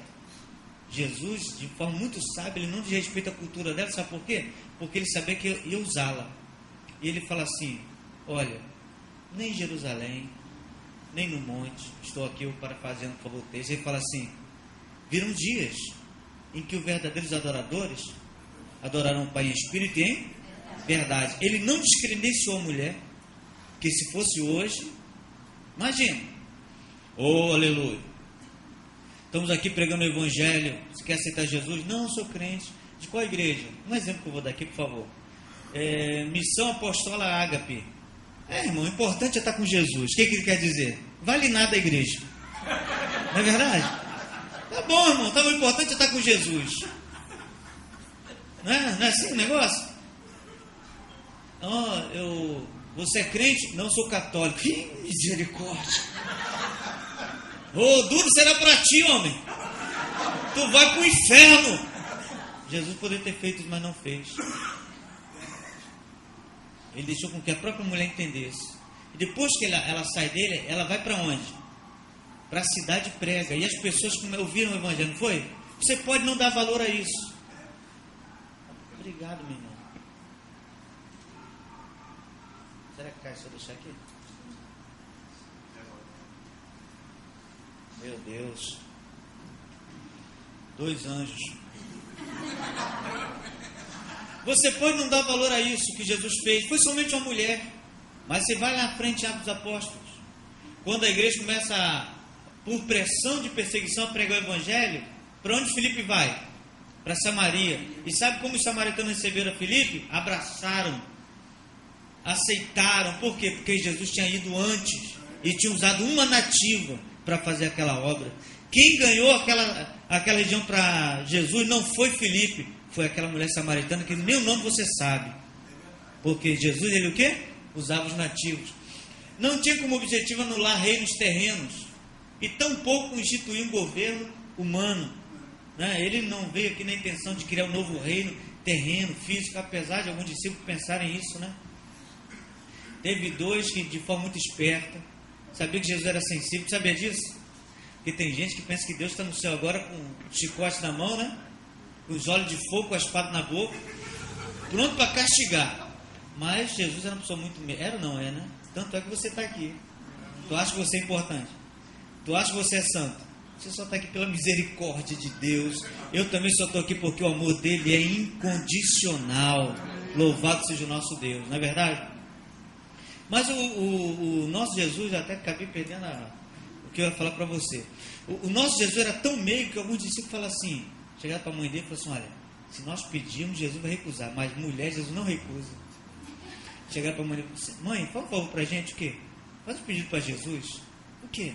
Pede para Jesus, para quando ele sentar no reino dele, eu sentar à direita e à esquerda. E a mulher foi. Acredita nisso? A mulher foi. Chegou assim: Senhor, posso fazer um pedido? Jesus, pode. Quando o Senhor reinar, permita que um filho meu sente à direita e à esquerda. Aí Jesus fala assim: olha, não compete a mim fazer isso não, mas se eles beberem o cálice que eu vou beber, né? Se eles tiverem coragem para isso. Mas ele não estava preocupado com o reino físico, nem reino terreno. Hoje, irmãos, hoje infelizmente, eu falo isso assim com uma certa tristeza no meu coração, acho que mais que certa, com uma grande tristeza no meu coração, nós estamos intitulando Igreja Reinos. Por isso tornou-se frequente a pergunta: quantos membros tem na sua igreja? Como se isso fosse um reino nosso, um império nosso, como se a igreja não fosse mais de Cristo, mas fosse nossa, irmãos, a minha igreja. Outro dia o irmão falou comigo assim: ô Fernando, aleluia, na minha igreja tem muitas almas. Eu falei: tem gente? Um homem quer espiritualizar tudo, né? Tem muitas almas, será que tem gente lá também? Aí eu falei assim: a sua? Estava conversando com determinada irmã no meio da rua, a irmã chorando, e não coincidência, mas Deus me deu esse prazer de encontrar a irmã. Começamos a conversar e passou o pastor da irmã. Foi algo assim inédito para mim e ao mesmo tempo chocante. Aí eu estou ali conversando com a irmã, veio o pastor: ô minha irmã, tudo bem? Ô pastor Fernando, tudo bem? Tudo bem. Eu estou aqui conversando com a irmã aqui. Tudo bem, irmã? Pastor, mais ou menos, pastor, encontrei o pastor Fernando aqui e estou conversando com ele aqui e tal, não sei o que, uns problemas que estão acontecendo. Aí ele falou assim: mas a senhora sabe que a senhora é minha ovelha. A senhora sabe que a senhora é minha ovelha, né? A irmã ficou assim meio tonta. Aí eu fiquei assim, eu falei: pastor, não é de Cristo, não? Aí ele ficou assim, meu, eu pensei que era de Cristo. Mas se é sua? Aí ele ficou olhando para mim assim, né? Eu notei que ia criar no meio da rua. Mas ele insistiu, o problema foi ele, não fui eu. Porque ele chegou e falou assim: por que você está falando isso? Eu estou errado? Eu falei: agora atribulou. Eu falei assim, e a irmã ouvindo, a irmã atenta. Você lembra quando Jesus chamou Pedro e falou que instituiu a igreja? Ele falou: claro que lembro. Você lembra o que ele falou para Jesus? Preste bem atenção, irmãos. Pedro, tu me amas? Pedro era nervoso, hein? Mas Jesus perguntou 3 vezes: tu me amas? Aí Pedro falou assim: amo, Senhor. Aí Jesus fala assim: apacenta as minhas. Pedro, tu me amas? Pedro, já a segunda vez, imagina ele já respondendo: sim, Senhor, tu sabe que eu te amo. Apacenta as minhas ovelhas. Pedro, tu me amas? Pedro: eu te amo, Senhor, tu sabe que eu te amo. Apacenta os meus cordeiros. Qual a diferença de ovelha para cordeiro? A ovelha, você conhece, é um animal adulto, né? O cordeirinho você pode chamar de filhote. Jesus está falando: tanto adulto como pequeno são meus. Homens e mulheres são meus. Adultos ou pequenos são meus. Você só vai apacentar. O pastor ficou me ouvindo e eu falei assim: não são suas, não são de Cristo. Nós temos essa ideia de montar reinos. Nós que somos a nossa igreja, irmãos, tudo é de Cristo. A tua vida é de Cristo. A tua vida está na mão de Cristo. Você pode levantar sua mão e glorificar ao nosso Deus que nos salvou. Ele, somente a Ele. Glória, pois, a Ele para sempre. Ele é o nosso Deus. Vamos ao próximo aí. Jesus e o preparo dos seus missionários, continuando, ele entendia o seguinte: que os sinais eram resultados da pregação, e não a pregação resultado de sinais. Nós não estamos invertendo isso? Aqui tem sinal, aqui tem cura. Só colocamos na televisão a cura, como se a cura fosse o fundamento. Mas a cura não é o fim, a cura é o meio, deveria ser o meio. A pregação que é o principal. Jesus, ele pregava e depois curava. Nós não, nós estamos mais para SUS do que para a igreja. Porque o SUS fala que cuida e não cuida. É igual nós. Porque se você pegar numa igreja de 1000 pessoas, 5 e falar que foram curadas, pergunta as outras. Põe as 5 lá no púlpito, em cima dessas 5 faz um merchandising, uma propaganda, vem para cá. A cura é resultado da pregação. Exemplo, Jesus falou para o seu discípulo assim: ide por todo mundo e pregai o evangelho. Ele fala assim: os sinais seguirão. Seguirão. Seguir, quando se segue, segue na frente ou atrás? Atrás, irmão. Já viu alguém seguindo alguém na frente? Você na frente de alguém pergunta: você não está indo para a direita ou para a esquerda para eu ir? Os sinais seguem, mas hoje nós seguimos sinais. Onde tem sinal nós estamos indo. É na igreja da Porta de Garagem, da Maria do Coque. Verdade, porque os sinais hoje são maiores do que a mensagem. Não queremos qualquer mensagem mais, irmãos. Hoje é uma exigência de pregação. O pastor pregador tem que se esmerar, trazer alguma coisa nova, uma nova revelação. Vamos voltar à simplicidade do Evangelho. Jesus salva, cura, batiza e leva para o céu. Porque para ele, a cura, os sinais eram resultados. Enviava e assistia os seus missionários. Ele enviava e falou o seguinte: estarei convosco todos os dias. Não é somente enviar e jogar não, irmão. Deixar para lá não. Ele assistia. A assistência social, agora vai doer um pouquinho, tá bom? Para Jesus, a assistência social era resultado da pregação. E não a pregação de... Veja só. Outro dia eu fui em determinado lugar, por favor, que eu vou falar aqui, errado. Nada, claro que é errado. Eu acho que a estratégia que está aplicada de forma errada. Mas ajudar a comunidade, ajudar o bairro, isso é bom demais, porque o bairro também conhece a igreja, é perfeito. Agora a motivação às vezes está errada. Fui em determinada igreja, congresso de missões, que eu acho estranho ter, né? Já falei isso para você. Eu acho estranho ter esse negócio na igreja, mas vou assim mesmo, né? Quando cheguei lá, tinha lá assim, Dia da Beleza. E, poxa, que legal, o que é isso aqui, Dia da Beleza, né? Aí, algumas irmãs da igreja se prontificavam voluntariamente, que também é uma benção, né? Que eram, como é que trabalha com maquiagem, não sei o nome, maquiadora, não sei, e cabeleira e tal. Iam para lá e faziam nas pessoas carentes, nas pessoas da comunidade, maquiagem, cortava cabelo, não sei o que, não sei o que, não sei o que. Eu falei uma coisa, eu vou ficar aqui enquanto estava esperando a pregação para ver como é que era o trabalho delas, né? E elas recebiam com tanto carinho as pessoas. Aleluia, vem aqui. E a pessoa viu antes e depois, né? Daqueles posters de salão, era mais ou menos isso. A pessoa entrava toda atribulada, tadinha, toda deficiente, né? Desprovida de qualquer beleza natural. E entrava, aí outra moça na cadeira abraçava e fazia aquele tratamento e cuidava. E a pessoa saia com o cabelo bonito, eu fiquei olhando aquele negócio e a pessoa saía. Aí vinha outra, a mesma coisa. Aí quando estava se aproximando a hora da minha palestra, eu levantei e falei: irmã, Deus abençoe, eu vou sair. Aí a irmã falou assim: o que o senhor achou da nossa evangelismo? Eu falei: achei ruim, porque não tem. Ela falou assim: como não tem? Eu falei: a senhora falou de Jesus uma vez? Falou: não, mas só fez cabelo. A senhora fez maquiagem, fala de Jesus, só não falou uma vez. Mês que vem vão estar aqui de novo, fazer o cabelo. Só. E fui, é claro que nunca mais voltei na igreja. Mas sabe por quê, irmãos? Porque as pessoas estão acreditando que a ação social deve vir na frente da pregação do Evangelho. Não é assim. Você deve pregar o Evangelho, depois você deve atender necessidade básica, irmão. Vou dar um exemplo para você. Você lembra de Jesus? Ele tinha uns costumes assim, muito interessantes, né? Eu amo estudar sobre Jesus, que eu aprendo muito com ele. O pastor não estiver acabando, 5h30 acaba.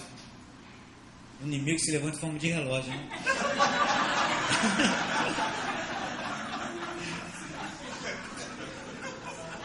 Também você não vai aguentar mais, né, irmão? Aí é demais também.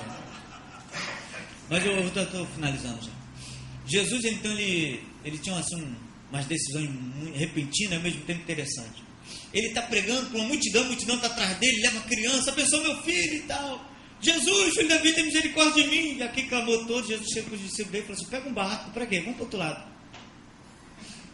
Aí os discípulos olham assim para aquela multidão: o quê? Pega o barco, vamos para o outro lado. Pegaram o barco, entra todo mundo, Jesus vai. Aquela multidão tinha saído de casa atrás de Jesus. E agora? Ficamos a ver navios, literalmente. No meio deles tem um esperto, que eu estou aqui criando ilustração, por favor. E falou assim: você sabia não que o mar da Galileia é uma lagoa? Quem foi em Israel sabe disso, é uma grande lagoa. Se nós dermos a volta, a gente pega Jesus do outro lado. Pessoal, é verdade. Vamos embora, e foram. Eles andaram o dia todo, chegaram do outro lado, está Jesus sentadinho no monte, ensinando aos poucos que ele estava, seus discípulos. Eles andaram o dia todo, já de noite. Aí os discípulos olharam a multidão: Jesus, tem misericórdia, olha o povo aí. Não tem dinheiro para dar comida, se tiver dinheiro não tem nada aberto para comprar, e agora a gente faz? Jesus fala assim: dá-lhe bola de comer. Jesus era tremendo, né? Ele tinha um jeito de ser educado e falar: se vira, não é verdade?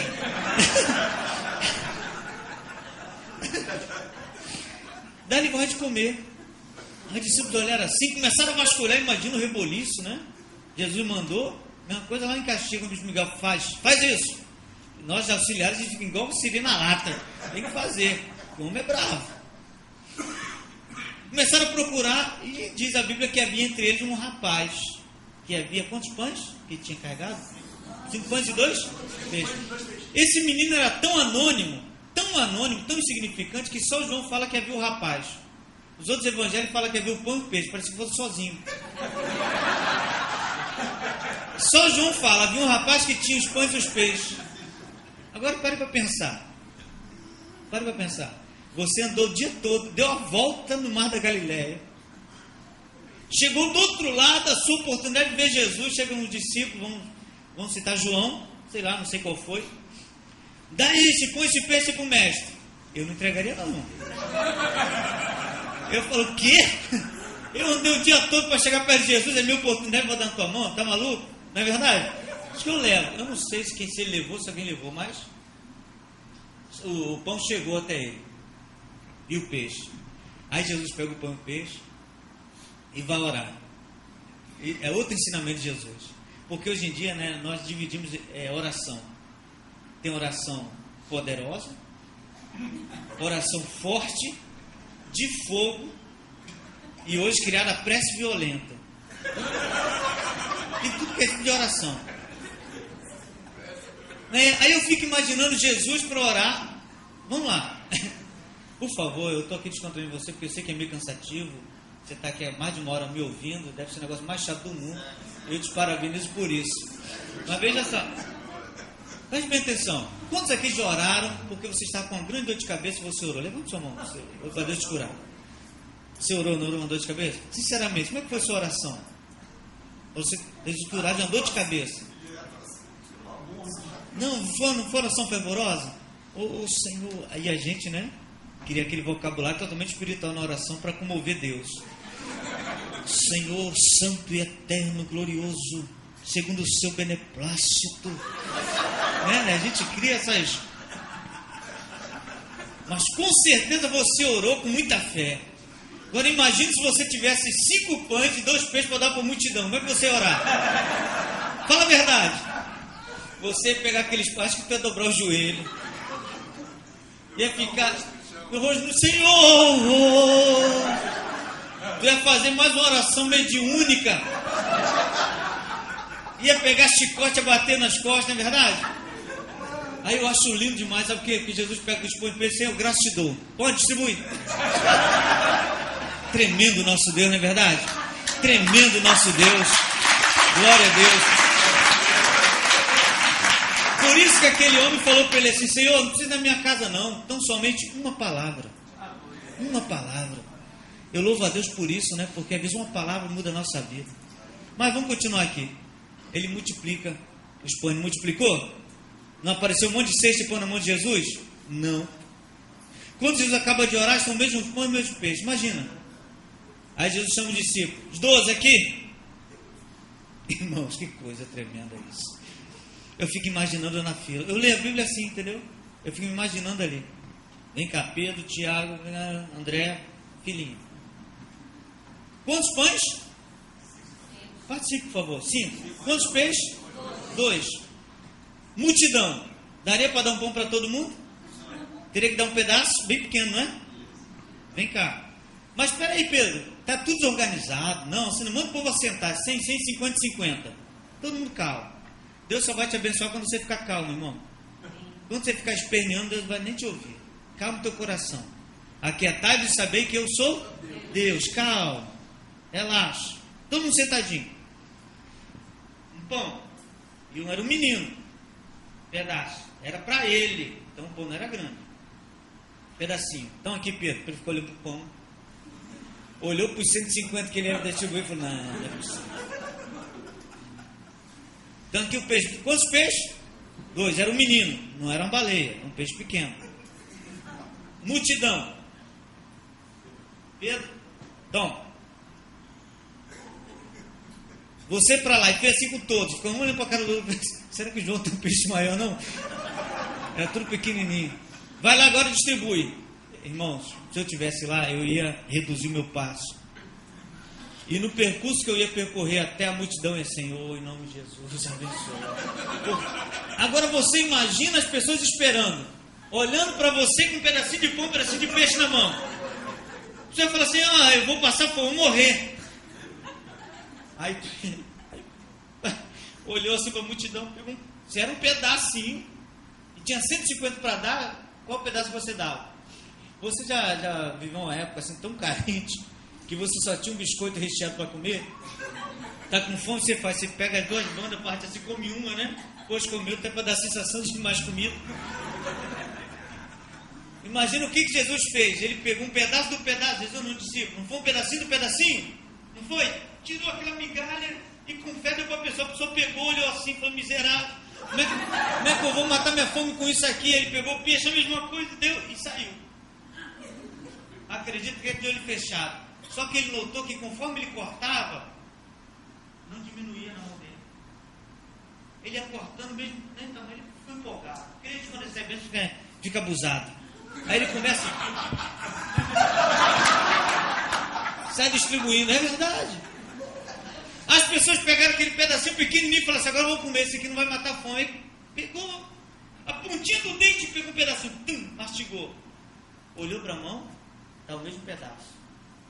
Eles começaram a mastigar. E não sumia da mão deles. Eles começaram a comer. E aquilo não sumia, não sumia, não sumia. Pedro falou, sabia, ia dar alguma coisa errada. O que houve? Sobrou, Pedro, eu não aguento mais comer, esse negócio não some da minha mão. Isso é a prosperidade de Jesus, irmão. A prosperidade de Jesus é em cima do que temos. É o pouquinho que não falta na sua vida, não é verdade? É um salário mínimo que você paga com de luz, aluguel, água. Ninguém entende, mas Deus entende. Não é verdade? Porque Ele é um Deus maravilhoso. Você pode aplaudir o Senhor? Glória a Deus.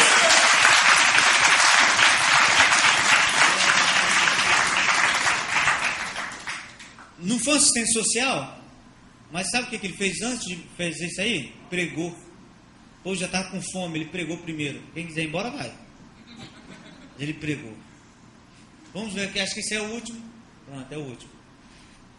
E agora eu queria falar com você rapidamente, eu tenho ainda alguns minutos, sobre a Academia Missionária Nova Vida, se você me permitir. Você pode pensar assim, mas eu queria tanto me envolver com missões, mas nossa denominação não tem. Tem sim. Nós temos a Academia Missionária Nova Vida. E isso aí, só um minutinho, por favor. Eu trouxe um slide para você para mostrar algumas igrejas que a nossa denominação abriu no Nordeste do Brasil. E eu queria que você tivesse uma ideia de como a nossa igreja tem crescido em áreas que nós achamos assim quase que inatingíveis. Pode passar aí, por favor. Nós temos essa igreja em Marcolândia. Eu não sei se você já ouviu falar em Marcolândia, é uma cidade pequena do Piauí, ela é fronteira com Pernambuco, e essa cidade, Marcolândia, foi considerada a capital da prostituição infantil. Você chegava em Marcolândia, você via crianças de 9, 10, 11, 12 anos se prostituindo para comer. A cidade fede, porque a forma de eles ganharem dinheiro é com aquela farinha de mandioca, e as mulheres passam a noite toda amassando aquilo, para no outro dia os seus maridos venderem. É uma cidade miserável, né? Nossa igreja abriu uma igreja lá. Essa aí é a antiga igreja, hoje já está no espaço próprio. Uma igreja, acredita, aqui cabe quantas pessoas mais ou menos, pastor Mário? 300? Então lá é a capacidade de 200 pessoas, mas assim, o sede próprio foi muito bonito. Pode passar, por favor. Lá dentro da igreja, né, ainda na igreja pequena, quando começou lá, eu tive o prazer de ir lá. O templo mais bonito na Imaculândia é a igreja. Nem a casa do prefeito é mais bonita. As ruas são todas de poeira, só tem 2 ruas asfaltadas, a da igreja e outra. Não é interessante. Pode passar, por favor. É o pastor Salvador, o homem que Deus mandou para lá. Pode passando. Mais uma foto dentro do culto. E temos a igreja em Araripina, no Pernambuco, que é uma cidade também a 600 quilômetros da capital de Recife. É uma cidade que você fala assim, é uma cidade até razoavelmente moderna, no que se refere ao nosso mundo aqui, ao nosso contexto, mas lá o impressionante é que não tem empresas de ônibus. Então as pessoas se locomovem, né, através de pau de arara, de caminhão, de picape, é o meio de transporte deles. Eles às vezes andam 2 horas, 3 horas para chegar na igreja. Pode passar. Esse é um culto de Araripina, a igreja principal está o pastor Rosselli pregando. A igreja como é que está? Grande, né? É como se fosse a sede Nova Vida do Nordeste. Pode passar, por favor. Pode, isso. Nós formamos missionários lá.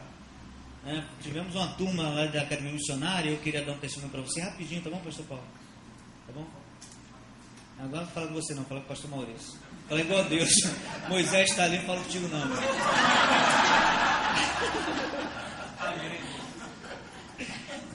Veja só, nós tínhamos o desejo de fazer um núcleo para formar missionários no Nordeste. Então a igreja mais centralizada ali era Araripina. Tinha alunos de Juazeiro do Norte, que é uma cidade do interior do Ceará, que também é 2 horas de Araripina, só que eles não tinham condição, não tinham dinheiro para pagar o curso. Então nós começamos a orar e começamos a trabalhar. Recrutamos professores, não professores de formação teológica, mas professores seculares. Demos para eles um intensivão lá, falamos a matéria, nos ajuda e montamos a equipe. E agora os alunos. E tínhamos alunos de Marcolândia, né? Falei para você que, pobrezinho, exemplo, você pode alugar uma casa em Marcolândia, casa com 2 quartos, garagem não precisa porque não tem carro, né? Poucas pessoas têm 2 quartos, uma varanda, as casas são todas pequenas no Nordeste, baixinhas, né? Por R$50, com 2 quartos. Eu não sei quanto, só para você ter ideia do custo de vida lá. Então a academia missionária pagava mais os professores lá do que eles recebiam nas escolas. Você sabe quanto que a academia paga? R$25 por hora aula. Então o professor recebia por mês, dependendo lá da quantidade de aula, vamos calcular R$200 por mês. Para eles era o máximo. Então nós começamos a formar. Alguns alunos se prontificaram em Juazeiro do Norte, se candidataram, né? Em Marcolândia, mas nós não tínhamos acesso. E agora vamos fazer, vamos orar. E apareceu um moço, que na época não era crente, que tinha um ônibus que se chamava Pau de Arara, e falou assim: olha, todo sábado, que nós curso lá, o sábado o dia todo, eu vou passar em Juazeiro do Norte, vou passar em Marcolândia, vou trazer os alunos para cá e vou levar de volta. Todos os sábados, uma pessoa que não é crente. E os meninos iam para lá, saíam de casa 4 horas da manhã, quem morava em Juazeiro do Norte, 4 horas. Passava em Marcolândia e ia para Araripina, e assim todo sábado. Algumas meninas, alunas que eu fui na casa delas, elas andavam, sem exagero, uns 8 quilômetros depois da principal, a pé, lá não se chama bairro, né? Se chama sítio, os sítios, com descalças, e na rua, lá na estrada, eles botavam o sapato, e assim eu estudava. Irmãos, Deus fez um milagre tão grande lá, que nos primeiros meses nós mandávamos recursos para lá. Do 4º mês em diante, eles mandavam o dinheiro para Caxias. Aí eu falei assim: irmão, não precisamos não, o que está acontecendo aí? Deus está fazendo milagre, pastor. Então eles mandavam oferta para a gente. Não, essa oferta é para ajudar na academia missionária. Pode passar, por favor, a formatura deles. Quando nós chegamos lá, estavam tão chiques que eu me senti um maltrapilho. Estavam tão bem vestidos, sabe? Nós formamos ali, esses alunos estão todos espalhados pelo Nordeste pregando a palavra de Deus. Né? Deus tem feito uma obra lá, foi uma bênção. Pode passar, por favor. Aí, Juazeiro do Norte, alguém que já foi em Juazeiro do Norte? Não? Poxa vida, fiquei até triste agora. Juazeiro do Norte é uma cidade linda, né? Tem aeroporto, tem shopping, né? Mas é uma cidade totalmente oprimida. Você chega em Juazeiro do Norte, você se sente mal, porque tudo em Juazeiro do Norte é assim: mecânica, Padre Cícero; borracheiro, Padre Cícero; padaria, Padre Cícero; tudo é Padre Cícero. Tudo que você imaginar, né? A devoção ao Padre Cícero é algo lá, quase não, totalmente demoníaca. As pessoas são arraigadas àquela fé. E você fala assim: pastor, mas qual a dificuldade de pregar o evangelho em Juazeiro do Norte? A maioria das cidades do interior do Nordeste, elas têm ideia ou têm a visão da igreja do que eles veem pela televisão. Então, quando você vai pregar o evangelho e fala assim: da igreja fulana, quero não. Por quê? Porque o testemunho que se dá pela televisão é horrível, não é? Vamos deixar para lá, não vou ficar triste. Passa aí. Lá em cima tem uma estátua, né, no ponto alto da cidade, onde eles fazem a devoção ao Padre Cícero. Quando você sobe lá, você sente um centro de umbanda. As pessoas, elas são possessas, elas dançam e se transfiguram. É um negócio assim assustador mesmo. Ali tem um grupo ali, eu tirei fotos, quase correram atrás de mim.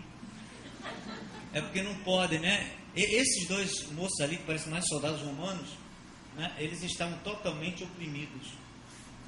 E ele, no meio da cantoria, eles praguejam, xingam, falam coisa obscena, um negócio assim assustador. Pode passar, por favor. E nesse mesmo, na mesma plataforma, onde tem estátua, tem aquele lugar onde estavam dançando, tem um santuário de Padre Cícero.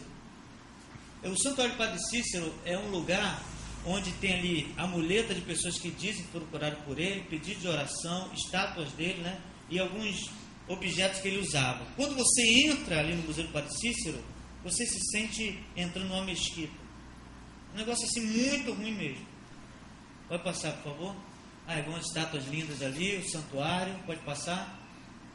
Mais uma foto lá do santuário. As fotos das pessoas que foram curadas. Aquilo ali eu tirei parte de uma parede. Aquilo é uma parede.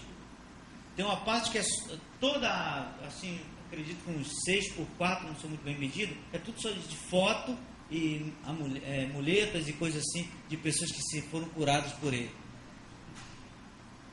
Ali tem uma devota de Padre Cícero, que fica ali rezando. Dizem alguns que tem uns que ficam um dia. Agora, esse negócio aí me chamou a atenção. Você me atribulou. Quando você desce, né, do santuário de Padre Cícero, tem um caminho assim de aquelas pedras de paralelepípedo, bem estreito, e eu me deparei com isso escrito no muro de uma casa. Olha o que está escrito: no Juazeiro, só o Padre Cícero foi e será grande. Os outros passam, só ele fica. Eu achei aquilo um desafio à fé. Aí nós paramos lá em frente àquele muro, levantamos as mãos. É claro que o pessoal ficou muito revoltado com a gente. E nós anulamos essa palavra. E a igreja de Nova Vida de Juazeiro do Norte pode passar. Está instalada lá em Juazeiro do Norte. Para a glória do Senhor. Né? Começamos lá, ali era o pastor Galeno, o antigo pastor da igreja. Pode passar, por favor. Olha como é que já estava. Só ele que fica, é? Só ele que permanece, coisa nenhuma. Nosso Senhor Jesus, não é verdade? Ele é poderoso. Pode continuar, por favor. As meninas que dançam lá na igreja. Pode passar. Fortaleza temos uma igreja. Essa foto aí está um pouco defasada, já mudou o endereço. Essa foi uma igreja, um galpão que foi alugado. Grande, também é uma grande capital também. Fortaleza é como o Rio de Janeiro, uma grande capital, região praiana. E temos a Nova Vida em Manaus. Olha a coisa tremenda aquela igreja ali. Você está vendo essas tábuas aqui? Aquilo ali são os caminhos, porque existe época do ano que os rios, né, sobem. Então as pessoas têm que andar por esse caminho. Quase que fala fita. Está ali o pastor Mário. Está vendo aquele rapaz ali embaixo ali, onde a água está batendo nele? O que acontece lá? O piso da casa é móvel. Então, quando a água vai subindo, eles vão subindo o piso. Né? Só que tem enchente que não dá para fazer isso. Então, a água entra dentro das casas, dentro da igreja. Pode passar. Olha lá a nossa igreja de Encareiro. Onde está a água na perna do rapaz? Pastor Mário lá, o caminho da igreja. A nossa igreja lá em Manaus, ela tem um barco, né? Onde as pessoas fazem, e tem uma igreja flutuante. O que é igreja flutuante? Onde está o povo, a igreja vai. Então, quando está cheio, o que ele faz? Ele pega o barco, vai puxando a igreja, né? A igreja vai nadando até encontrar o povo. Lá ele faz o culto, depois vai para outro lugar. E assim Deus tem feito a obra lá em Manaus para a glória do Senhor. Igreja Nova Vida do Nordeste: Araripina, Olinda, Petrolina, José do Norte, Fortaleza, Marcolândia, Campina Grande e Feira de Santana, na Bahia. Se eu for fazer um pedido a você, você pode aplaudir a Deus por essa grande vitória? Amém.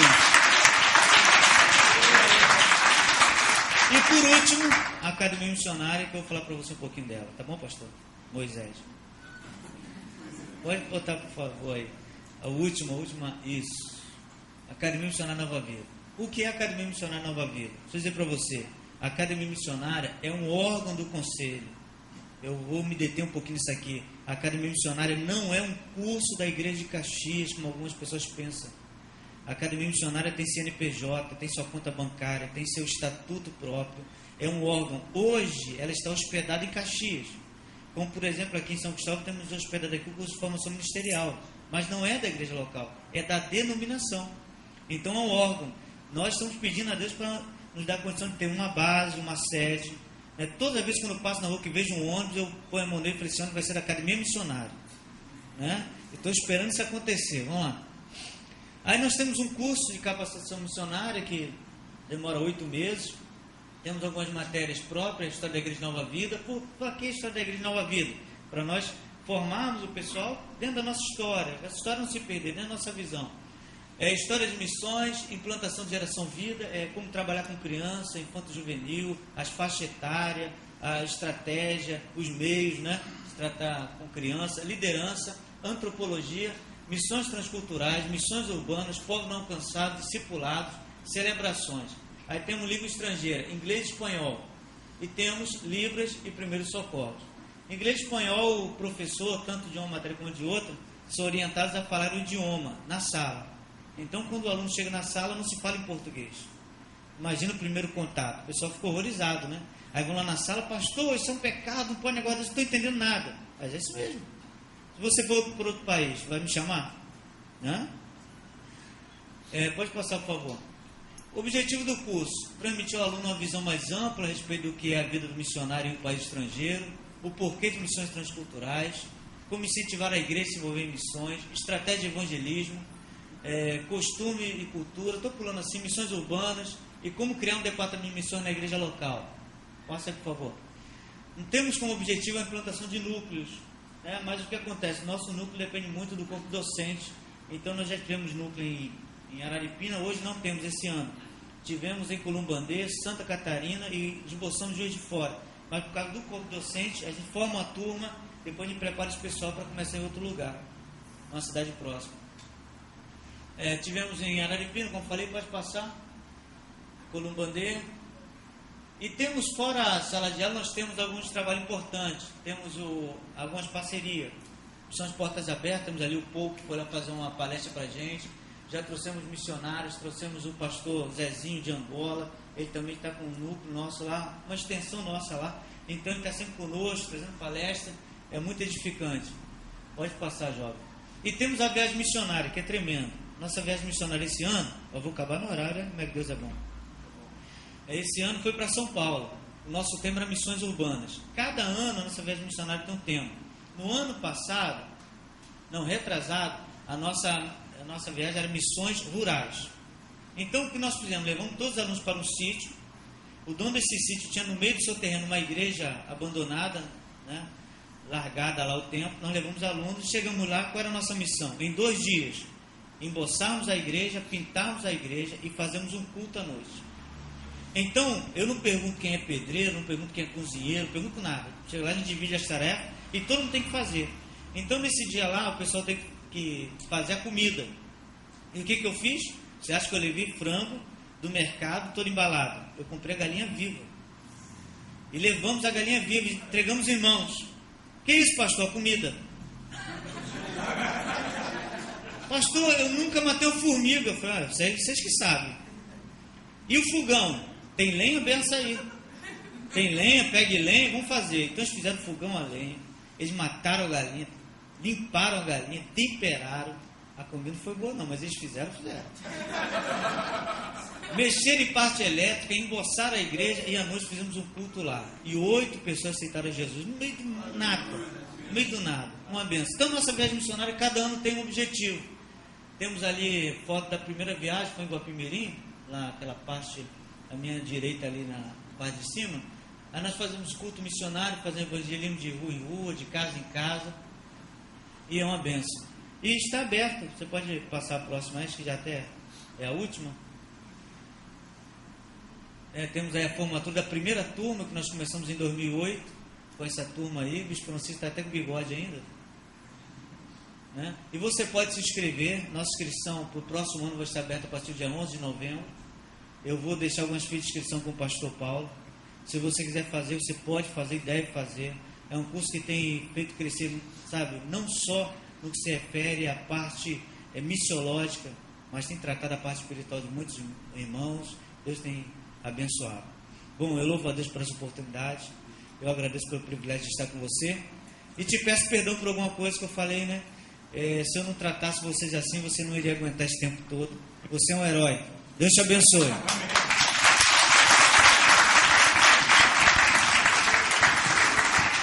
Amém.